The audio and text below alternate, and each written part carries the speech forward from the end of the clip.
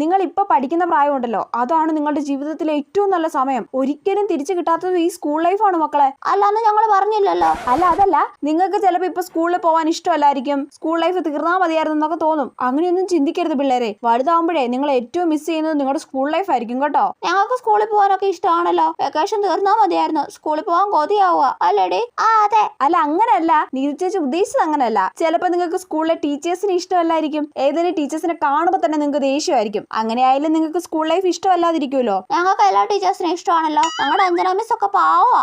ഞങ്ങളുടെ ശ്രുതി മിസ് പാവാ. ആണല്ലേ?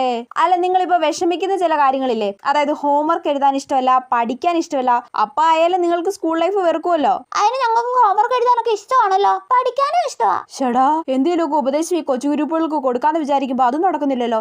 നിങ്ങൾക്ക് പരീക്ഷ ഇഷ്ടമല്ലല്ലോ, അപ്പൊ നിങ്ങൾ സ്കൂൾ ലൈഫ് വെറുക്കുന്നില്ലേ? ഞങ്ങൾക്ക് പരീക്ഷയൊക്കെ ഇഷ്ടമാ. എന്റെ ഉപദേശം ഒന്നും കേൾക്കുന്നില്ലല്ലോ.